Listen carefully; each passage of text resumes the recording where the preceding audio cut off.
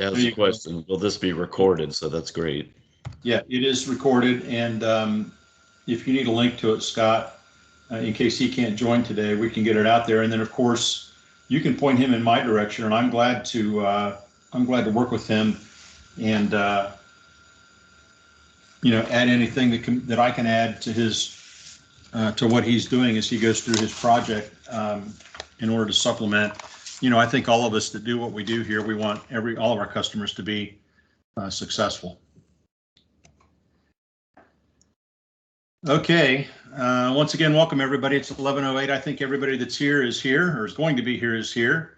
My name is Greg Bodis. I'm working from 2 laptop computers here on the north side of Cincinnati, Ohio.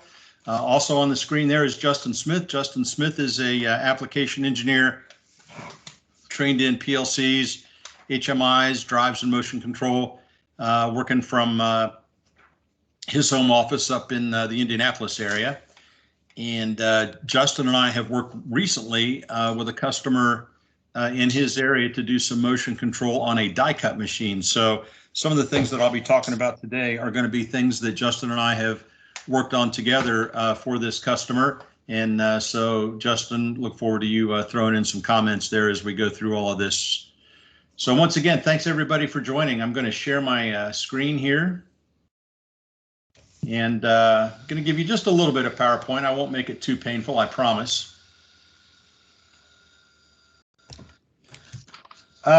This is a new way of motion event. This was created in version 16. Version 17 of our TIA portal software is out now, but this event hasn't yet been updated. If you think about the amount of work that we do, the amount of demos that we do, the amount of training that we do in the Siemens/Wesco organization, it will take a little bit of time to get this updated to version 17. So today's presentation is based on V16. There aren't a lot of huge changes in V17. The motion control will look very much the same as what you see right here. So with that, let's start through the presentation and show you a little bit about what our product looks like. Then we're going to do some live programming. I'm actually going to show you on my programming computer how we build these blocks from scratch so that you can see how you would create a motion control project on your own. We should run about an hour and 5, maybe an hour and 10 minutes. So again, we appreciate you joining. If you can't stay the whole time, it is being recorded. Get a hold of me, Dave Henderson, Justin Smith, Paul Wheeler, and we'll get you a link to the recording if you can't stay for the whole time. So today what we're going to talk about is we're going to do a motion control overview with Siemens motion products in TIA portal. We're going to do a little bit of a motion workshop using the Axis libraries that are available in motion control, and then we're going to take that a step further and talk about camming. And I'll explain camming to you for those who haven't had an opportunity to do camming yet. We'll talk about camming and what camming entails and how camming is different from gearing and how it's the same as gearing. Little introductory video here. What keeps the world of automation in motion? Well, everything that we do is based on motors, drives, all manufacturing. Anything that's done out there in the real world uses motion control. And I've always been very well attracted to motion control and motors ever since my early career in the steel industry. In order to keep manufacturing going here in the United States, we need motion control. We need good PLC logic and HMIs as well. But and now we're talking about Internet of Things, pushing data up to the cloud, edge computing, other cool things like that that are coming available to us to help us do our jobs better. But onshoring some of this manufacturing is important to me. It's important to all of us at Wesco. I hope it's important to you folks out there who are customers. I know a lot of you are machine builders, OEMs, and you just look at where we are globally right now. Look at how many ships there are that are out in the Pacific and the Atlantic Ocean right now waiting to unload their cargo. How many of those ships have got machines on them maybe that somebody is waiting for in order to put on their factory floor and get their process upgraded, and they're stuck because there's nobody to unload these cargo ships. So again, I really think it's important that we get back into the basics of getting manufacturing brought back here to the United States of America, and Siemens is working toward that, being a European company, but also with a huge presence in the United States to help us get there. So when we look at typical motion control applications in this little animation here, you can see some pick and place taking going on. You can see product in a converting type application moving into the machine. You can see different product being applied at the center of the machine to this product. And all of this is motion control. You've got motors moving, you've got actuators going up and down.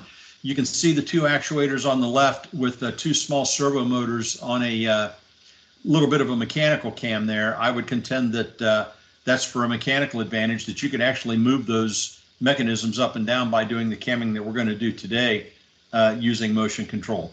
So we can control linear actuators electrically. We can control even hydraulic actuators. We have a way to do that. Certainly servo motors of any type in a rotary format or a linear format.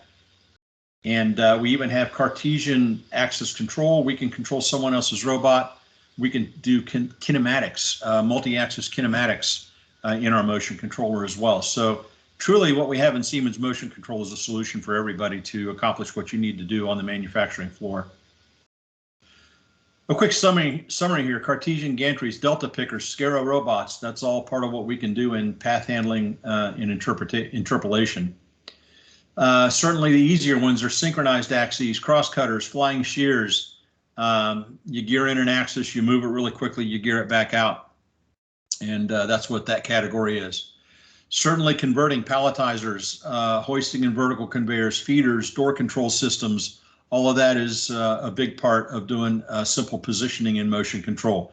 And then the easiest is a speed set point. You've got mixers, you've got homogenizers, conveyors, all kinds of auxiliary drives out there that just need to run in speed mode.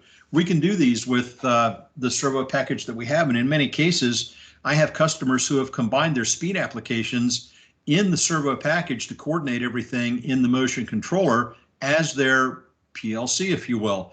And they may find out that because of the types of drives that we're using, that the motion control drives, S120 or S210 drives, might actually be a bit of a dollar savings over using separate other drives that we have, like G120 drives, which are general purpose drives. So we have a lot of different ways to, as they say, skin the cat, a lot of different ways to get the job done for all these applications.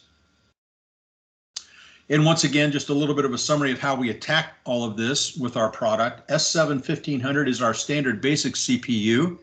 Once again, Justin and I have done some work at an OEM in the Indiana area, and we actually have used a standard 1500 CPU to do some motion control. It's not as extensive in its motion control library as the 1500T, the technology processor, but in an effort to save some money, we were able to put some commands in there to get basic motion control happening for the customer really well. We move up from the 1500 to the 1500T, which is our technology CPU. That's what we're going to be using today as a part of our presentation. And then the high-end motion control, which is still a very viable product, is Simotion. Our Simotion controllers are controllers that are designed specifically for motion control, as good as the 1500T processor is, and it's very, very, very good. There are some applications where you need to increase the axis count and you need to have a much shorter cycle time for your motion control applications. That's where the Simotion controller comes in. Oddly, that's how I got my start in Siemens, is programming Simotion motion control, not with S7-300 PLCs, not with general purpose drives, but jumping right into Simotion.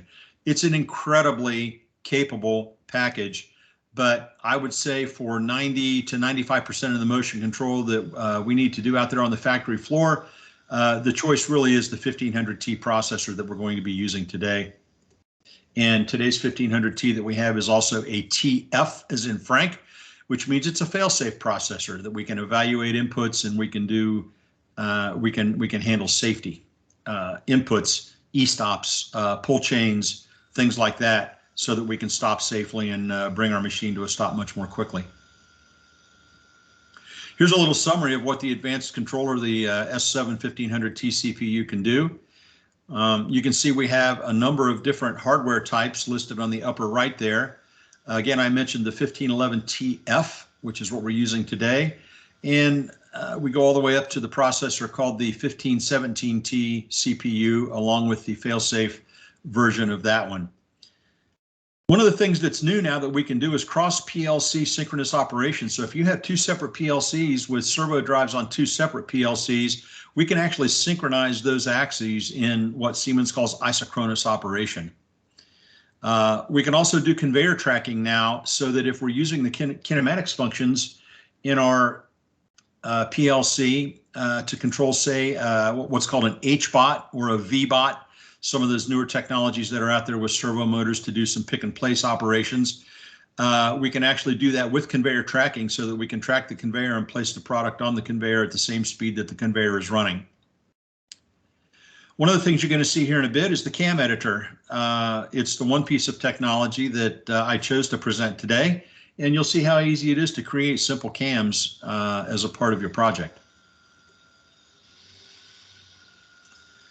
This is a very scalable package, again, starting with the 1511 and going up to the 1517T. The differences in those processors typically are talking about how many control axes do you need to have, how many axes need to be coordinated, how many need to be geared together, how many need to be cammed together, what are all the motion control resources that you need, and then certainly how much logic do you have that you need to handle in your processor. So Justin and I and Paul Wheeler, Dave Henderson, we can help you in the sizing of these devices. We can help you with your safety devices. We can help you assign the safety components to these processors so that you have a complete solution from Siemens for doing your motion control as well as your kinematics.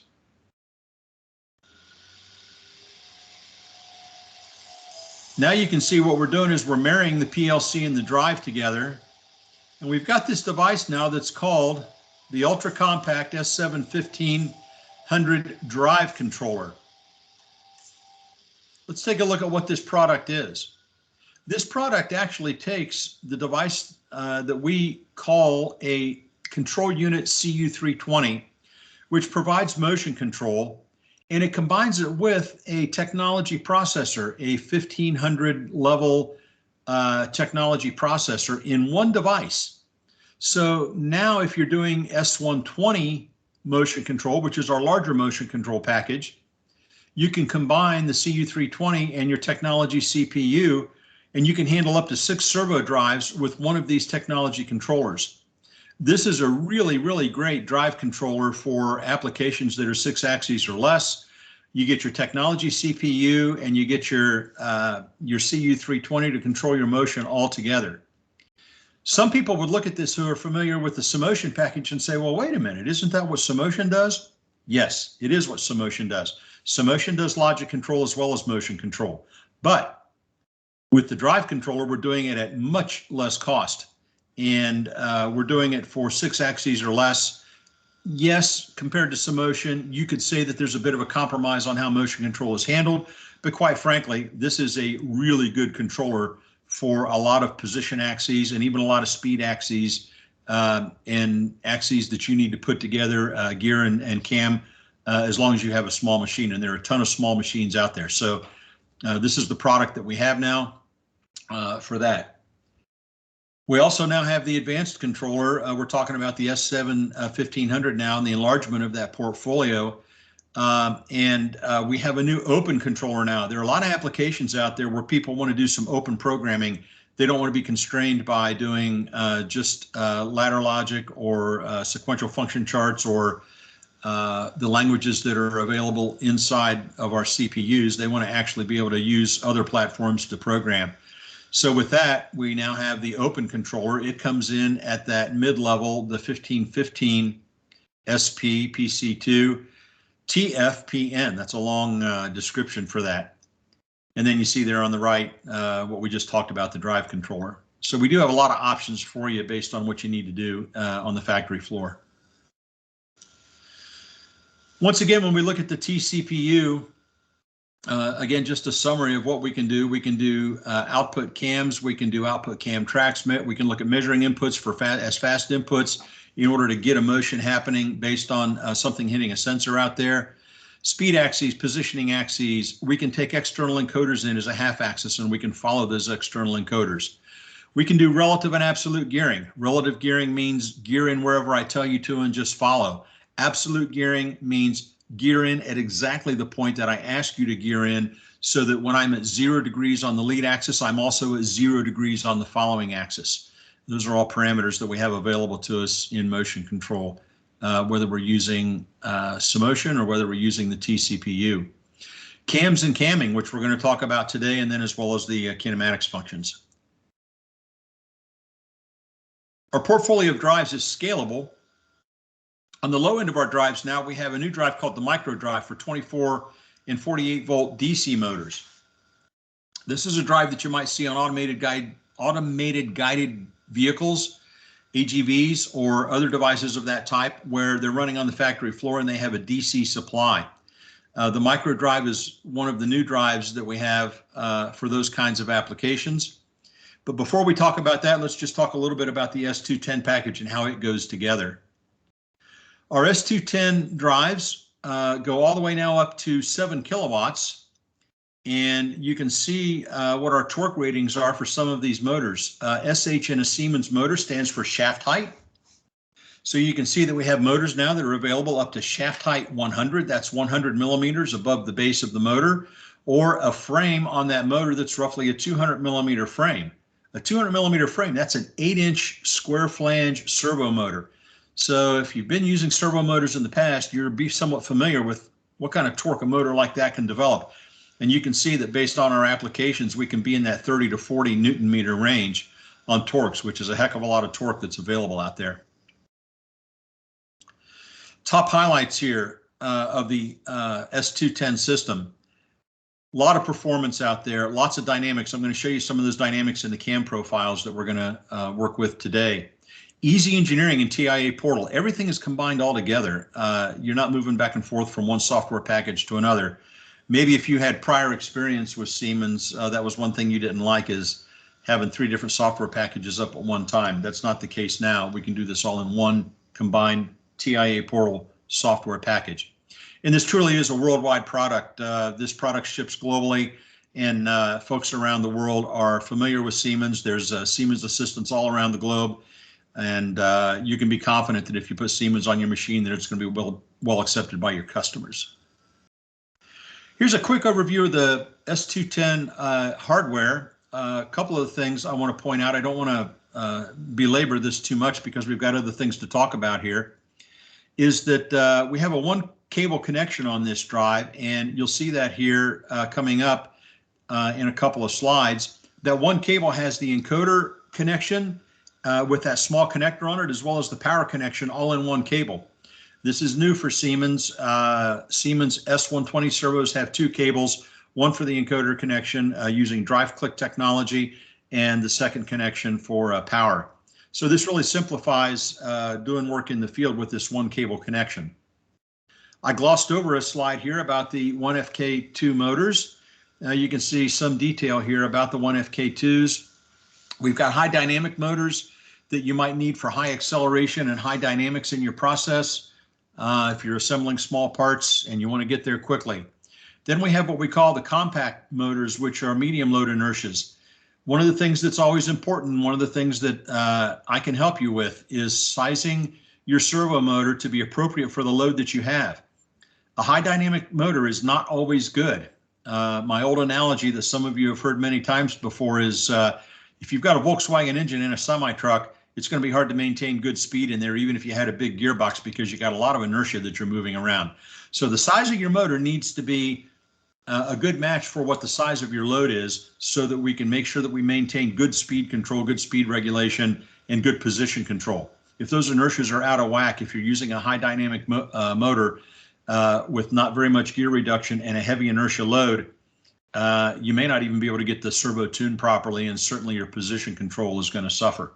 So we'll help you with all of those things, determining what the right inertia match is for your application and then matching the motor to that. In the TIA selection tool, which we all have available to us and which we're glad to make available to you, you can choose your servo system.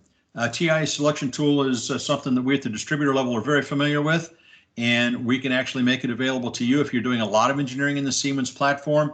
The TIA selection tool can allow you to choose your PLC, your drives, your HMIs, and even your software. You can create a complete bill of material, forward that to your local distributor, and that makes it easy for us to get you pricing once we teach you a little bit about how to use the TIA selection tool.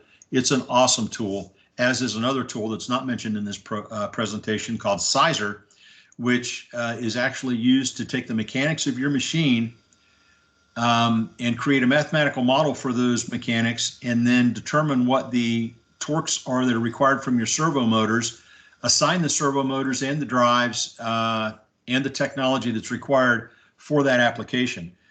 Back when I started doing servos about 16, 18 years ago, often you would do that thumbnail estimate of how big does my motor need to be? Well, I think 500 watts worked the last time, so let's use that.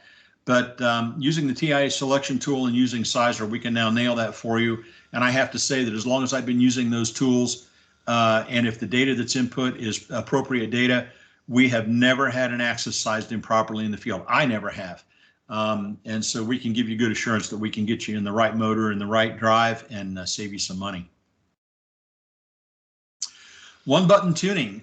This is a pretty cool feature on the drive. The S210 is a drive that really you set up by just literally plugging the drive in, uploading the drive to your project, and then performing the one button tuning, and it's generally ready to go right there. I think there's a video associated with this, and there is. I'm not sure how good the audio is, so I'll talk over top of this and explain this as we go on. So when you're in TIA Portal, you get to go to commissioning for your drive unit. You can see that over on the left-hand pane. When you go to commissioning, you can pull up this thing called the control panel. And when you pull up the control panel, you can actually move your drive forward and reverse by using this handy control panel. Don't worry, this isn't the only time that you'll get to see this. If you're doing this in the field, we're glad to come on site and help you with this on your first servo application.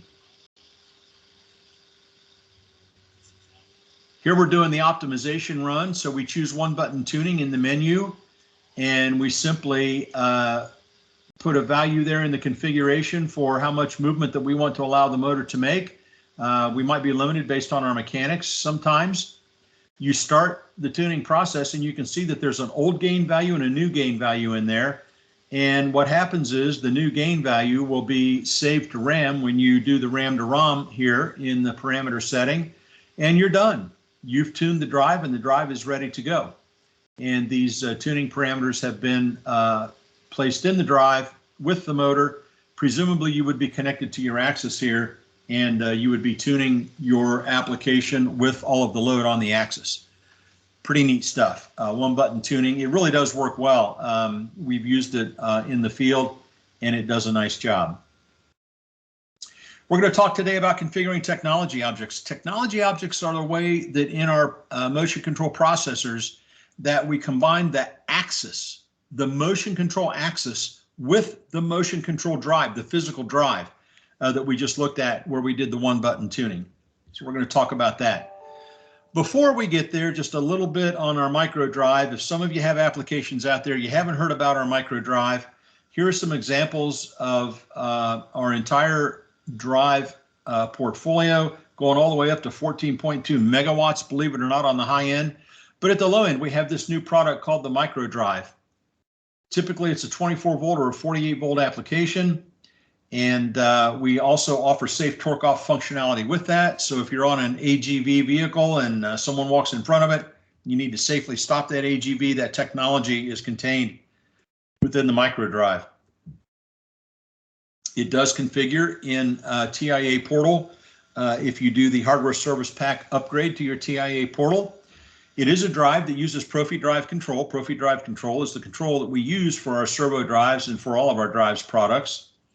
One cable going from the drive out to the motor, and you might combine this with an S7-1200 PLC on your automated vehicle, along with a standard C-top power supply at 24 volts or 48 volts, and then motors that are either direct drive motors or geared motors. And we can help you with that motor selection. We also have some third-party motors out there that we can use. So the micro drive, you might have applications for it out there. If you're doing any work that you don't need traditional AC drives, on a machine. If you've got a piece of mobile equipment and you want to use our technology, this is how you do it using the Siemens micro drive. Quite small, quite easy to set up, quite easy to dimension, quite easy to commission. So let us know if you have an application for the micro drive out there at either 24 volts or 48 volts. And again, we can operate that with Profinet and the Profi drive profile with third-party motors as needed. Siemens.com/micro-drive or micro-drive if you'd like to learn more. Siemens.com/micro-drive. And then the other component that goes with our motion control system is our HMIs. And we have HMIs from our basic HMI all the way up through our comfort panels. We have PC-based HMIs, including thin clients, if you need to run PC applications on your HMI at the same time. And we now also have a new product out there in our HMI portfolio, and it's called the Unified Panel or the Unified Comfort Panel. This is a big increase in performance of the panel, much smoother operation, multi-touch and some gesture detection. There are a lot of applications now that are pre-installed on the comfort panels. There are apps now using Industrial Edge that we can tie to the comfort panel. Custom web controls, static and dynamic SVG graphics, a lot of increased functions in the controls, some screen window technology where we can alter some windows dynamically, dynamization of objects, which looks really, it's a nice improvement over the comfort panel, and then even advanced scripting with JavaScript. So if you have a need for that, our unified panels support that as well.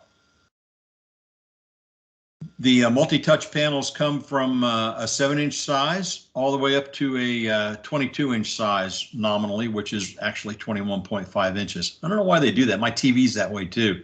It's a 55-inch TV, but it's 54.5 inches. Increased number of connections and increased performance on the unified comfort panels. You can see up to 16 connections for one panel, up to 8,000 tags, and up to 600 scripts if you need to use scripts in your panel. So a lot of increased capability if you need it out there using unified comfort panels.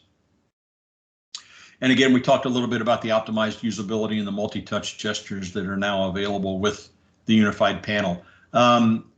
One of the things that we say and that Siemens talks about is that the usability of this thing is very similar to using a smartphone. You know, a buddy of mine just got a iPhone 13 and talk about increased usability. There's some cool things that are available on that 13. Not that I'm going to run out and buy one, but it was neat to see it. And there are pre-installed applications like web browsers, media players, LibreOffice, and a PDF viewer called Ocular. So we do have all this capability built in now to these new comfort panels. You should take a look at them. You know, when you look at the long-term development of automation, being efficient with your engineering is really, really important. And one of the things that we really feel strongly about here at Wesco and also at Siemens is the ability to show you how to put your project together in the most efficient manner using one programming language, one programming software, TIA portal, and really reducing the amount of engineering time that you do through the use of pre-programmed libraries and knowledge that we have available to you. So we really feel that using TIA portal and using Siemens components really cut your engineering costs. Plus, it also increases your reliability out there in the field. I can't tell you how many times I've opened up a Siemens panel at a customer that literally has been closed for 12, 14, 16 years, and everything has run fine until some glitch occurred. It's incredibly reliable, and we really will help you bring your engineering costs to a minimum, which will then bring your total cost to a minimum, which gives you more engineering efficiency. This truly is what a big project looks like in TIA portal. All your drives, all your HMIs, all your PLCs, all your IPCs, everything's shown on one screen, all in one environment. So let us help you innovate your control needs, and let us help you innovate your motion needs. Thanks for letting us PowerPoint you here for about a half hour. Now we're going to switch gears here. We're going to do a little bit of programming. So I've got a project keyed up on my laptop, on my programming laptop. So I'm going to shut down PowerPoint. I'm going to open up TIA Portal version 16. And for those of you that are familiar with TIA Portal, you can see that I truly am starting with a blank project. One of the things that that happens in the classes that we take is a lot of things are pre-programmed for us. And I'm a big proponent of making sure that you can grow something from scratch, literally start from nothing and make sure that you can program what you need to program from scratch, because this is how we do it in the field. We don't get template code oftentimes to work with. So here we are in TIA Portal. I started a new project. I call it New Way Live 09/28/2021. I just created this project this morning. I put some components in, took them back out. So we're going to put some components back in. Well, first in our project, we need to add a PLC. By the way, let me ask if there's any questions. Open your mic. I don't have you muted. So if you want to open up your mic and throw out a question, feel free to interrupt me at any time. I'm glad to answer what I can. Justin can chime in too. First thing I'm going to add is a 1500 CPU. And in this case, I'm going to mimic the demo unit that I have here to my right. So you see this large project tree of 1500 CPUs. And I'm going to choose the 1511 TF-1 Profinet. I hit the arrow to the left of that category. And I tap on that CPU and I make a mental note that that's programmed in firmware version 2.8. There's a bit of a summary description here of that CPU. I click OK, and that CPU is now going to be inserted into my device view here. So this is the network view. This is the device view by moving these tabs up here to the upper right. And there's another view called Topology view, which we typically don't need to work with in a PLC HMI project, but I'm going to show you why we need to do it today.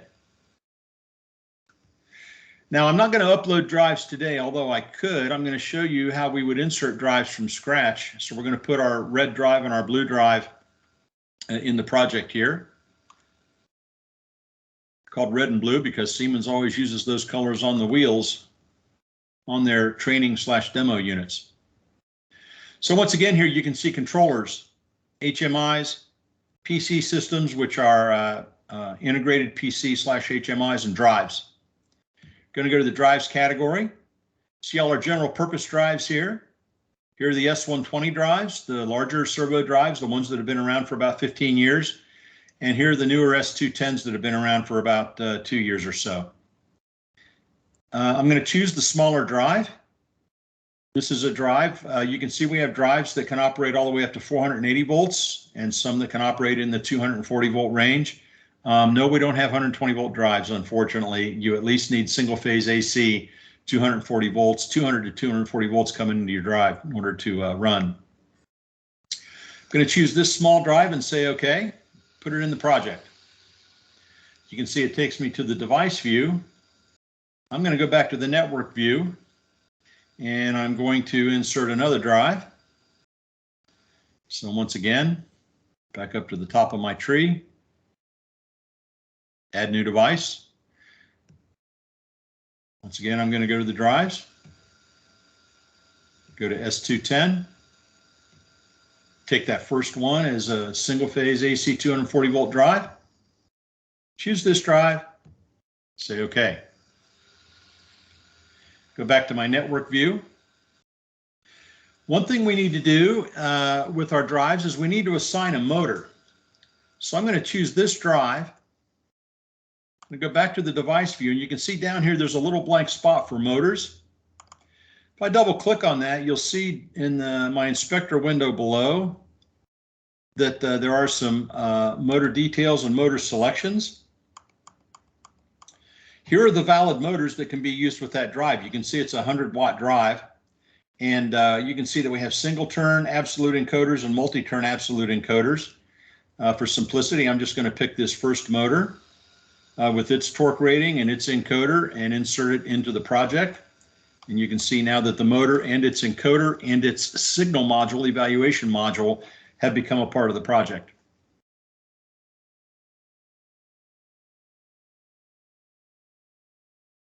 Now I'm going to go to a device unit, drive unit number 2. Do the same thing. I might have a different motor. I might have the same motor. Double click on motor here. If I wanted to select a slightly different motor because of inertia or encoder, I could do that. Just need to make sure that it matches up with the hardware that I really have out there in the field. So these are our drives. We've inserted the drives into the project. We haven't even talked about motion control axes yet. But now if we go to our network view, see we have our drives both ready in our project. Well, like any good Siemens project, we need to assign these to a PLC. One way to do it is to click on Not Assigned here and choose the PLC that we want to assign these drives to. Another way to do it is to take that line and drag it over, and that will also assign it to that PLC. A couple of different ways to do that. Here's one of the differences in motion control. In motion control, because we're using what's called isochronous operation or synchronous operation in our project, we need to define how our drives are interconnected. So we literally, if we're wiring up our drives with a Profinet cable, if we're going from port 2 on the PLC to port 1 on the first drive, we need to tell our topology that that's how we're wired because of the synchronous operation. Same thing here, we go from port 2 on drive unit 1 to port 1 on drive unit 2, and that mimics what I have on the drives on my demo unit. So oftentimes topology is not important, but in motion control, topology is important. All right, so now we got a little bit of work to do on our drives in order to set up synchronous operation.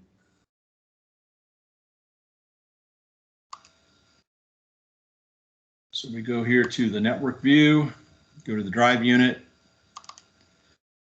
open up device configuration, go to properties here at the bottom. Apologize for that misstep. And you can see here now that our Profinet interfaces have already been set up for us. And we look at our drive control telegrams. What is a telegram? Well, the telegram is the information that needs to go back and forth between the drive and the PLC in order to send all that drive information and position information and speed information back and forth. So our telegram is set up for standard drive telegram 105, which is what we like. That's the telegram that we need to use in order to do good drive control. You can see here under isochronous mode that the isochronous or the synchronous mode has been chosen for us. So we should be ready to talk to these drives. And you can see that we haven't set up sync domain 1 yet on our PLC, but we'll do that in a bit, and that will take care of that error there. So we've got our drives in. They're ready to go online. They're ready to be used with our processor. So what we need to do now is we need to go into the device configuration of the PLC. And in the PLC, we're not talking about time of day synchronization here. We need to actually go to this synchronization tab here, and we need to set the PLC up. So note where I am. I'm under the general properties of the PLC, and I'm under Profinet interface. In the advanced mode, under real-time settings, synchronization, and we need to make the PLC the synchronization master for our system. Now, everything in the project knows that this technology processor is going to be our synchronizing master for everything that we do here in the motion control world. All right, our PLC is set up. Our drives are set up. We're ready to start doing some motion control programming. In a Siemens processor, everything happens in OB1, Organization Block 1. So Organization Block 1 is the main block for the PLC. And what we're going to do is we're going to add a new block that's going to be our motion controller or our axis control block, so to speak. So I'm going to double click on Add New Block. I'm going to make it a function block. And I'm going to rename this block Axis Control.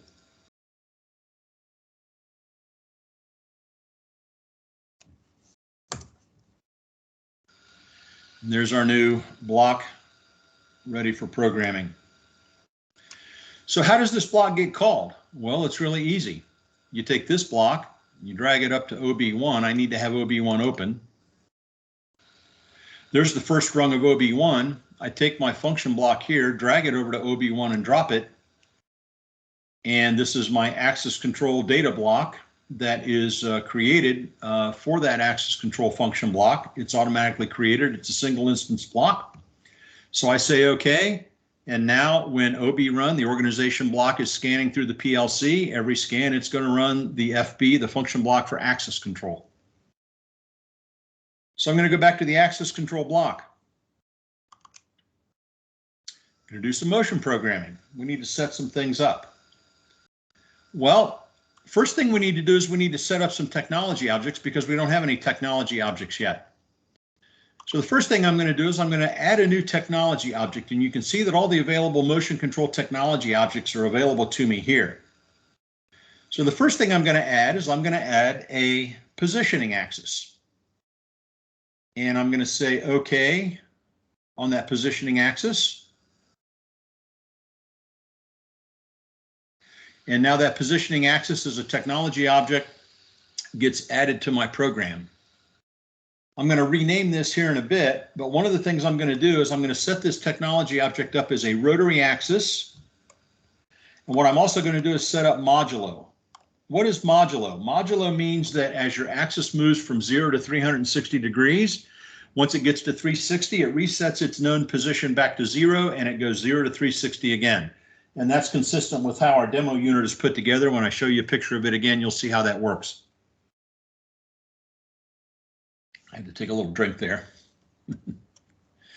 All right, something else that we have to do is we have to identify the hardware for this axis that it's going to connect to. So we go to the hardware interface up here at the top, and this is where we select the drive. Remember, I said the drive and the axis are separate from one another. We've already set our drives up and pulled them into our project. So we go here, we see drive unit 1. We see drive control, and if I expand this area out here to the right, I see Siemens Telegram 105. Hit the check mark, give it a moment, and now we're all satisfied over here on what we need to do for that drive. Our data exchange is set up, the encoder is set up to read back into the drive, and the drive is given its position and speed data back to the PLC through Telegram 105. So far, not too hard, right? I'm going to go back to this axis, rename it. So I'm going to call this my lead or leading axis. Remember, I told you we were going to do a cam operation here. And so in that camming function, we want one axis to be the leading axis and one axis to be the following axis. So we're going to make our red drive, our red axis, the leading axis. Now we're ready to add another technology object. In this case, this is going to be a synchronous axis. Synchronous meaning we're going to be doing gearing or camming with this axis. This axis is going to be following another axis. So I say OK on this synchronous axis 1. Here's the configuration for that axis. I also want it to be a rotary axis. Note that my leading axis, or really any other axis, could be a virtual axis. What is a virtual axis? Well, when you have a virtual axis, you might just want to have an imaginary motor running in order to be the master axis for the rest of your machine. That's what a virtual axis is. We can do virtual axes here in our motion control as well. I could easily have set up a virtual axis, started it running, then I could have cammed my following axis to it, and all you would have seen is the cam axis running based on what the virtual axis was doing inside the motion controller. But today we're going to use a real axis. We're going to enable modulo on that one as well. Go back up here to the hardware interface. Once again, we need to select the drive for this axis. This is going to be tied to drive number 2. We hit the check mark. And now drive 2 is tied to our synchronous axis. So we've got a leading axis and a synchronous axis. Okay. Hey, Greg. Yes, sir. Hey, for the virtual axis, correct me if I'm wrong, but I believe if you do a virtual, it's still going to use up some of those motion resources. Yes, a virtual axis does use up motion resources because there's position and speed that still need to be calculated and that are still being used. They don't use as many resources as if you're doing a real axis and you're reading a real encoder, because you're not reading a real encoder. But yes, in our configurator, in our TIA selection tool, we can define a virtual axis, and that will show you how many of the resources of a CPU get used up. So if you had a 5-axis job that you needed to do and they were all gear or cammed, and you started defining those resources as we're doing here, we can do that ahead of time in the TI selection tool, and we can tell whether or not a 1511 is going to be big enough, or do we need to move to a bigger CPU. Again, trying to get you the most economical solution for everything that we've got happening in your project, and so you can get your machine out and save money with your customers. All right, back to the technology objects on the synchronous axis configuration. There's one more thing we need to do. There's this category here called leading value interconnections. What does that mean? Well, what that means is that we're going to let this axis follow another axis, but we have to tell it what axes can be possible leaders. Well, we've only got one other axis in the project that can be a leading axis, but there might be machines where you could have 3 or 4 different axes that could be a leading axis, and your synchronous axis, your following axis, could actually be changed in order to be geared to different axes on the machine at different times. So if you had other axes here, you could truly do that in this area. So I'm going to rename this axis. Our first axis was called leading axis. This one I'm going to call FOLLOWING, following underscore axis. And now we're renamed. All right. So we've got our 2 main technology objects in there, leading axis and following axis. There's a bit more technology we need to put in here, and that's the cam. I told you we were going to do some cam operation.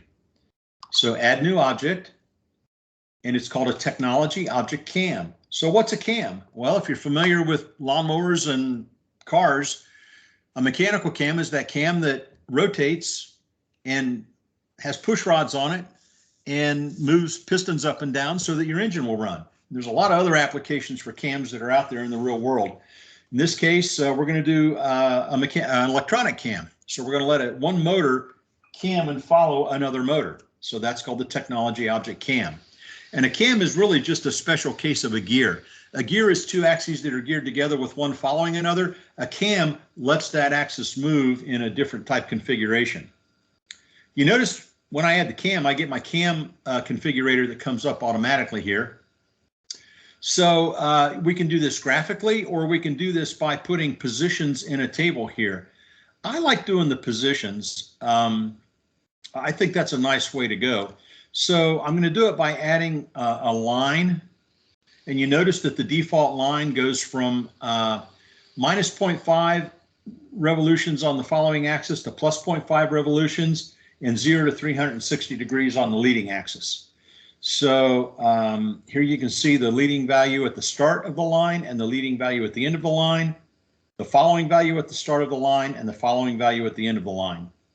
So I'm going to start out at 0, 0, and notice when I type that 0 in there, it moves the point up for the starting point of my cam. And I want this cam, say, to go up to a leading value of 90 degrees, but I want the following value, say, to be at 0.25 revolutions on that motor. So there's that line. Now I'm going to add another line in my table. When I do that, note that there's a transition line that's put in automatically for me that allows me to transition from this line to wherever I put this line. So in this line, I want to start that line at a leading value, say, of 91 degrees, just for the heck of it. And maybe I want it to go to 180 degrees. And at 180 degrees, I want the following value to also still be 0.25. In other words, that's a straight line. So that's all valid. Now I'm going to add another line. And this line is going to be one that goes from a leading value of 225, say. And you can take it down here to the leading value of 359.99. Sorry. 359.99 degrees. You could really make it 360, but I like to do 359.99. And I want my cam to return to a 0 value there. So there's my cam profile. I've entered it in a tabular format in this table here. But what you can also do, and in the interest of time, I won't necessarily do it, but if I deleted a line here, I'll try it. Let's delete that line. Now we can take here and we can put a curve in from that point.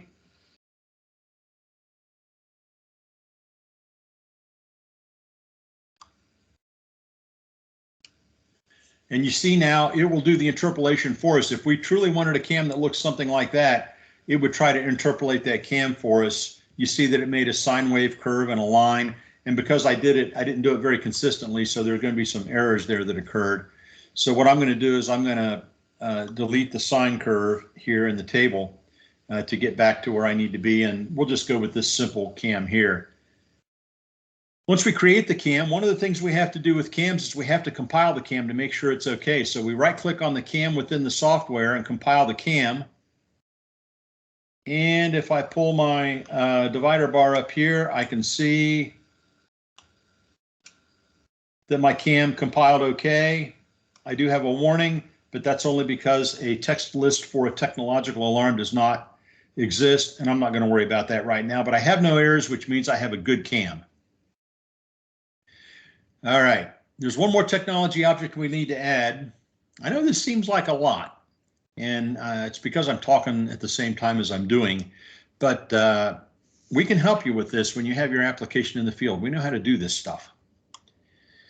Going to go back up here to technology objects. Going to add a new object, and there's one last thing we have to do when we put a cam in our project.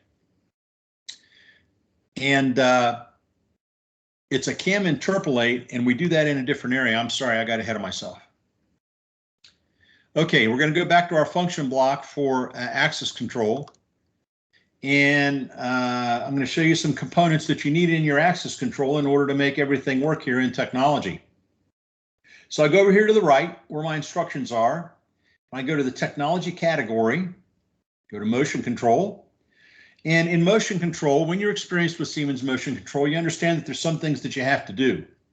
One thing you have to do is you have to power on your axes.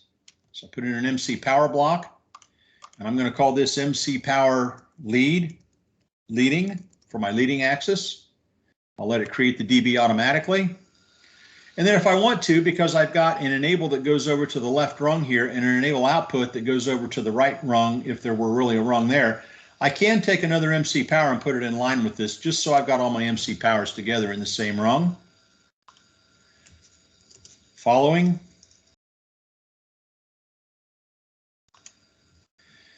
All right, I'm going to leave those blank for now. Another thing we may need to do is reset our axes. So I'm going to put a MC reset in here. And this will be our MC reset leading. I'm also going to put an MC reset in there for my following axis in case there's an error.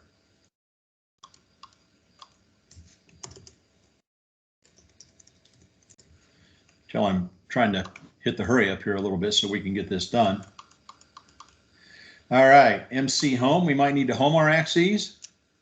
So there's an MC home for the leading axis. It's always a good thing to do is make sure you know where your axes are. Put another MC home in there for the following axis. Call this following.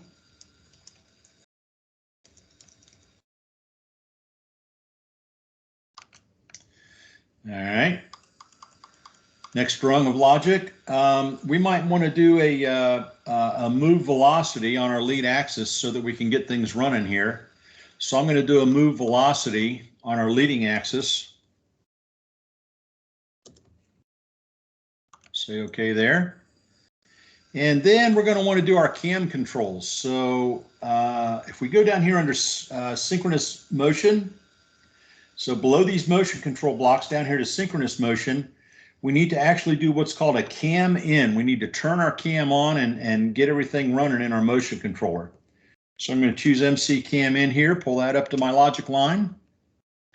and this will be MC cam in, and over here you can see that my cam is called cam_1. So I'll use that same name here, CAM_1. You could have multiple cams in your project. You might have a cam for every different part of your machine. And then the last thing we will need to do, all cams need to be interpolated at runtime. One of those things that we'll teach you when you do motion control. So we'll grab this block under the cam area, MC interpolate cam, pick it up, pull it up to this line. Which cam are we going to interpolate? We're going to interpolate cam1. Hit enter. And now we've got all the blocks in there that we need. We could add jogs if we wanted to, but there's a lot of other things we could add to this logic, but we're going to just go with this. All right. We had our axes created already. And so now we need to assign these power commands to the appropriate axis. So if I go here, you can see that I have following axis and leading axis defined here as data blocks that I can assign for the axes for these MC powers. Or I can start typing here with quotes. Oops. I can start typing quote F, and you can see that it brings up following. If I typed FOLL, you see the following axis comes up for me. So a lot of different cool ways to get that data in here and program quickly. Go down to the next rung for our resets. Same thing. If I go here and I just start typing quote lead, boom, there's the leading axis. I hit enter. Go over here, start typing quote follow. There it is, following axis, enter. Lather, rinse, repeat. We need to home our axes. Again, quote LEAD. Over here, quote FOLL.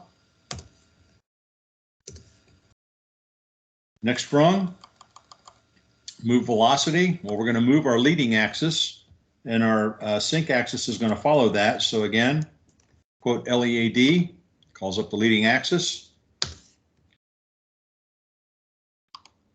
And for the cam in, well, when you cam in, you have to cam in. When we were talking about synchronous operation earlier, we were talking about the cam in of the master and the cam in of the slave. So our master axis is going to be our leading axis. And the slave axis, the axis that's going to follow that, is going to be our following axis, if I can spell.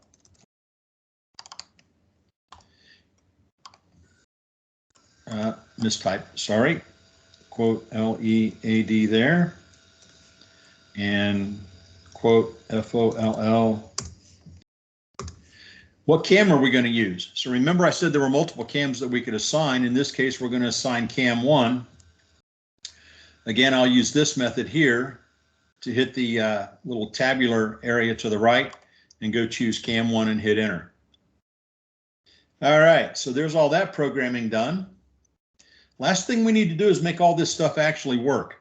There's a lot of different ways to do this. You could go up here and you could declare variables if you wanted to, static variables or input variables as Booleans. You could declare your speeds here, just like any other PLC programming that you want to do. So if I wanted to add a new input here and I wanted this to be called ENABLE underscore all axes, and it's a Boolean, it's a non-retained variable. And so now that I've got that up there in my variable declaration, I can go down here to the enable area. I can go up here and do a right click and a copy on that. Go down here, do a right click and a paste. And now my enable all bool up here in my variable declaration has been put into there. Let's see if the paste is still available, and it is. So there's my enable all. So when is that useful? Well, if you're using an HMI or something like that to do your enable, and you don't need to have a real world input coming in to do your enable, it's a nice, easy way to use a local variable there and enable your axes. Well, what if for some reason when you reset your axes, you want those to come from an input on your machine?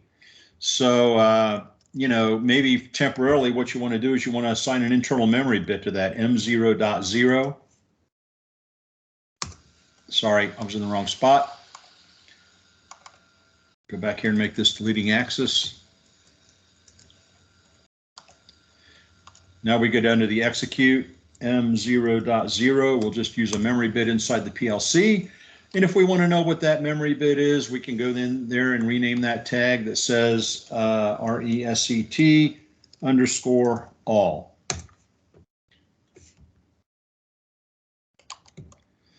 All right, so now that's how we're going to execute our reset. We can go over here as well and start typing reset all, and boom, parameterizes that one. So now we've got a memory bit that will reset all of our axes. Same thing for home, and I'm going to dispense with some typing here and show you that I could either put a local variable in here, I could assign an M input. Same thing for the move velocity. If I wanted to define what that velocity was going to be, let's say I could add a velocity here. I could call this leading underscore velocity. In this case, I know that when I have a velocity, that has to be a real value. Again, we'll teach you these things. Now I can go here and do a copy of that. Go to my velocity for that axis, paste that in, hit enter, and now I'm going to get my leading velocity from this variable here called leading velocity, which is a real value. I need to put an execute in there, and I've already done all of that in a different program. Trust me, it's all there. Since it's 12:09 and I've been talking for an hour and 1 minute, again, I appreciate all you guys hanging in there with me and looking at some motion control. I think what I want to do is I'm going to save this project, and then I'm going to close it, and I'm going to open up one that's got all of this stuff already in it, which is this one here. So this is the finished product. I already did all this work. Here's my PLC. Here are my program blocks. Here's my OB1, my organization block number 1. I did a little bit differently in this project. I was getting ready to add some different move jogs, and I thought, well, I can put those in OB1 if I need to, and I really didn't get that finished. But here's my motion control block, like I talked about before, my drive control, my axis control block.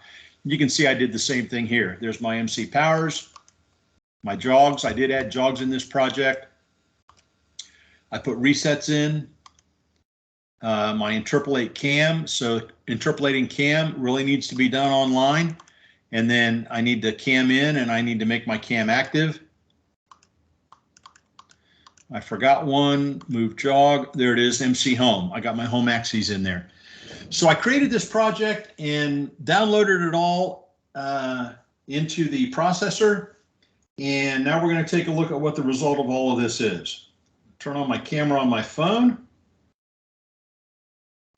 And I'm going to go to my phone and I'm going to do a share. I'm going to share the video from my phone. Start presenting. Boom. There we go. We're running. So let's take a quick tour around this thing, show you all what's going on. On my HMI screen, I have a screen here that's called camming. We don't see. Go ahead. Go ahead, Justin.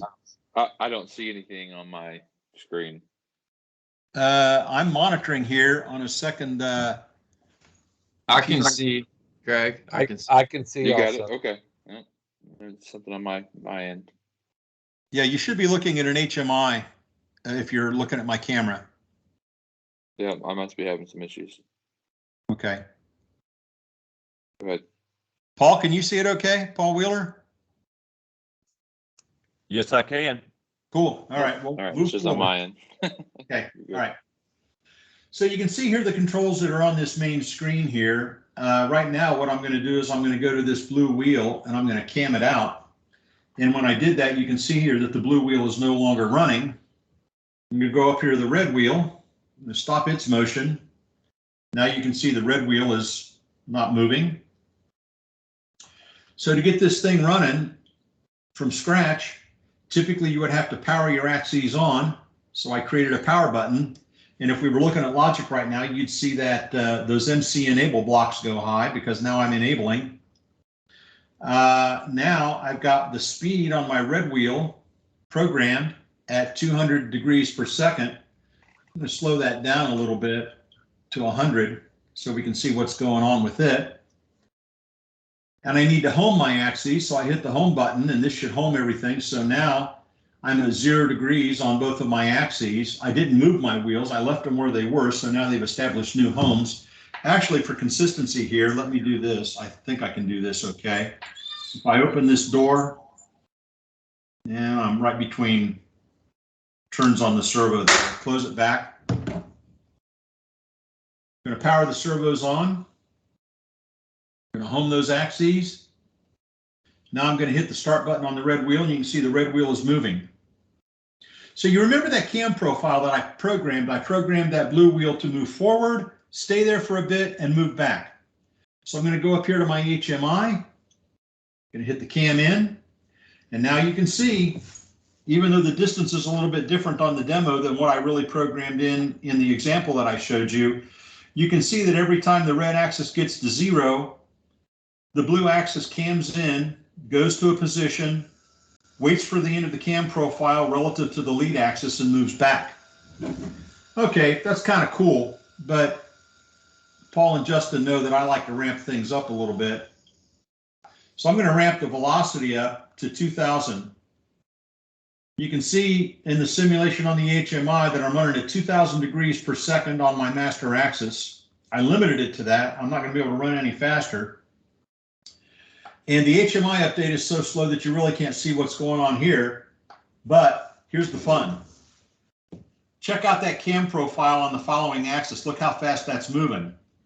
So think of that on a very fast process machine as being a flipper that's moving in and out, back and forth, maybe pushing product off of a conveyor, maybe doing some sorting for you. Maybe it's closing a lid on a cereal box or something like that.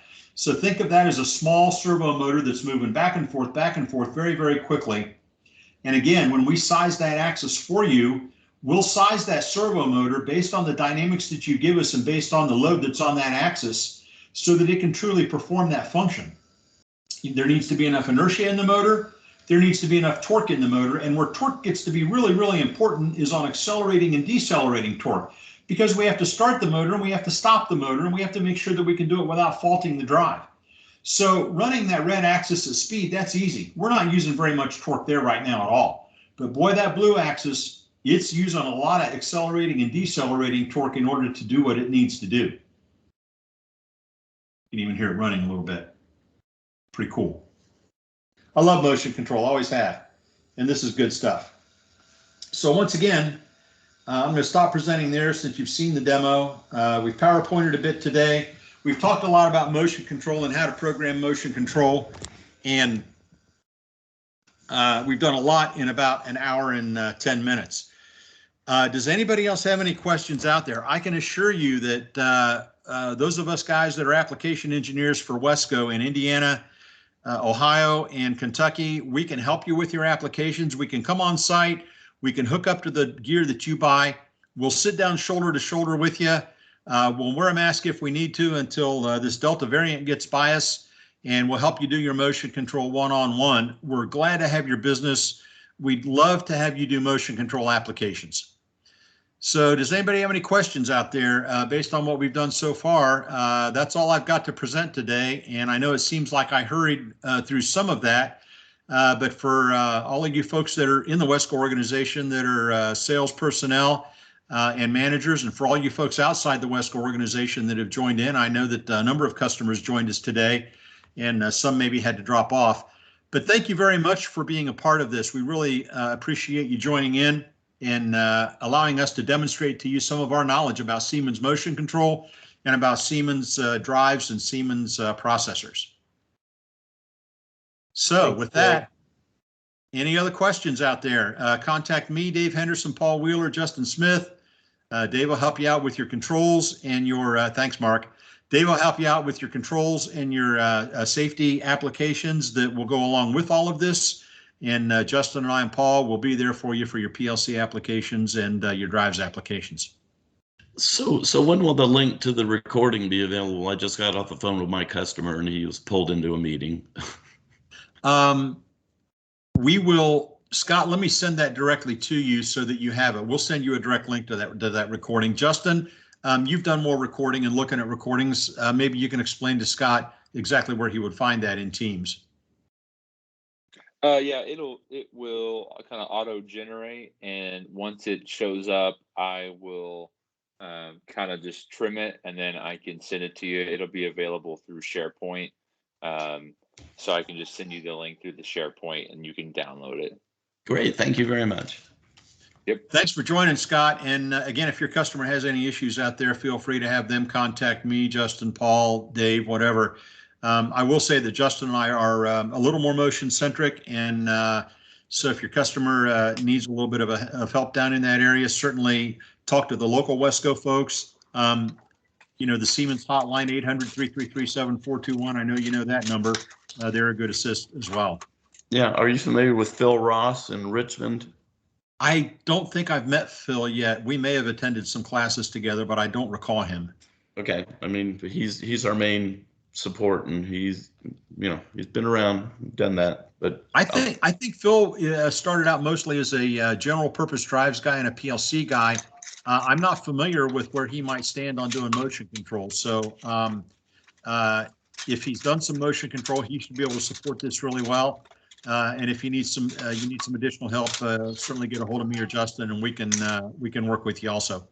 I've made note of that, and I'm not shy about asking for help. Thank you very much. Well, Hey, Scott, before you go, so you'll have access to the recording that Justin did because you're in the Wesco umbrella. So it'll be available here for you.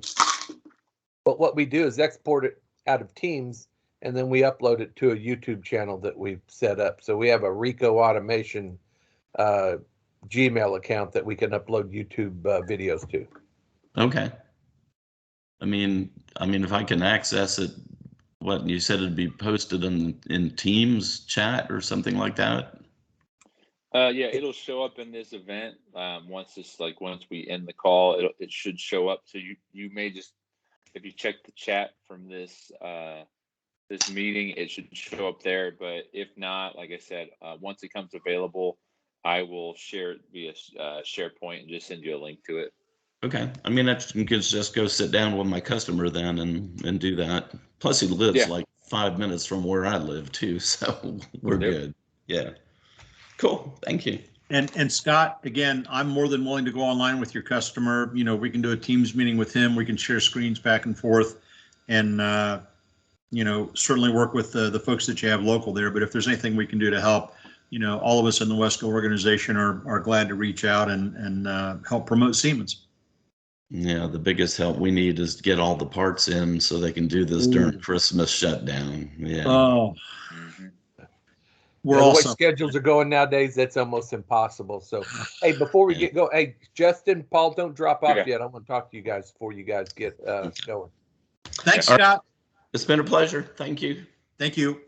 Bye now. So you guys see the email I sent out late last night? No. A Ford plant is being built about 10 minutes south of me. 5,000 jobs. The single largest investment in the state of Kentucky to date. Wow. Bigger than Toyota. From my house. Bigger than any of the other assembly plants or anything like that. The 5,000 building batteries for Ford. 2 plants, and they're doing it with SK. And I want to find out who their partner is. If it's European, by golly, there's a very good chance that it could have a lot of Siemens in it, and we're going to have to fight C&E for it. Well, so did your mom fill out an application for being 4 minutes away? No, she's 84 years old. She's long past that. Although my daughter is in HR and my son is in maintenance, you never know. But he's pretty happy where he is, even though I think I told you they're still on strike right now. Oh, really? Geez. How long? Been 2-3 weeks now. Oh, okay. Wow. What's their union?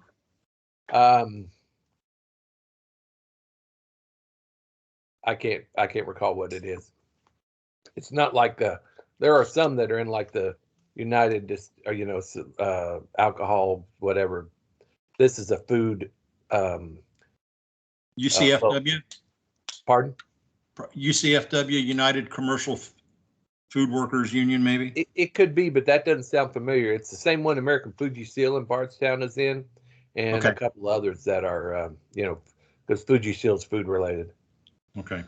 Hey, how was the event, guys, from a watching perspective? I liked it. I mean, I thought it was good. I like the PowerPoint. Yeah, I thought you knocked it out of the park, Greg. Good job.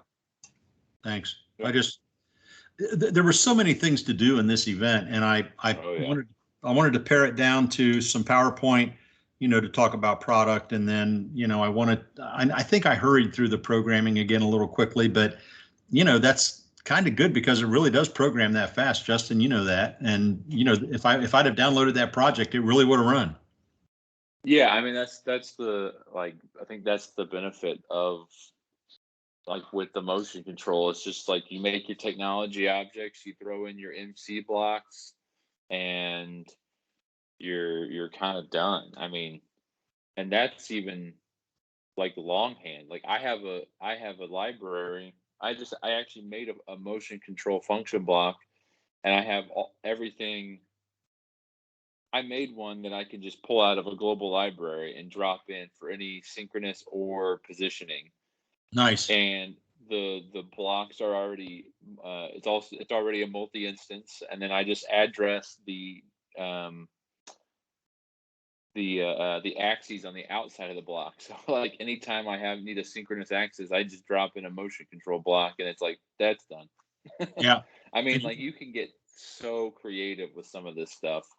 Yeah. For those customers that really want to start, you know, putting stuff in, it's really easy. That's the thing. It's just, I think that's the only other thing. If we were going to get something else, I mean, it'll be nice to have our 2-axis demo, but even that little S210 demo where you could just have one motor and a little, you know, just a little S210 drive, they're just so easy to program. Yeah. Yeah. But it's also nice that the same blocks that you do for the S210 do the same thing for the S120. So cool. For our customers that start out small but then move up to some, you know, maybe heavier motion, it's not a big change, right? It's already there. Yeah. So cool. Scott McClellan that was on there, I think used to be a Siemens guy. Yeah, I didn't know who he was. So he works for Wesco. I mean, he's a Wesco guy, but okay. I think he got downsized from Siemens in that last thing, and he picked up and is working with Wesco. Nice. Yeah. So he was interested in joining in because he's got a customer that has an application, and so I don't know how much he was exposed to motion control when he was on the Siemens side, but hopefully he found it to be an acceptable webinar today. Yeah. No, I thought it was great. Yeah. Okay, guys. Thank you. Yeah. Thanks, man. See you later. Talk to you later. See you. Bye. Bye.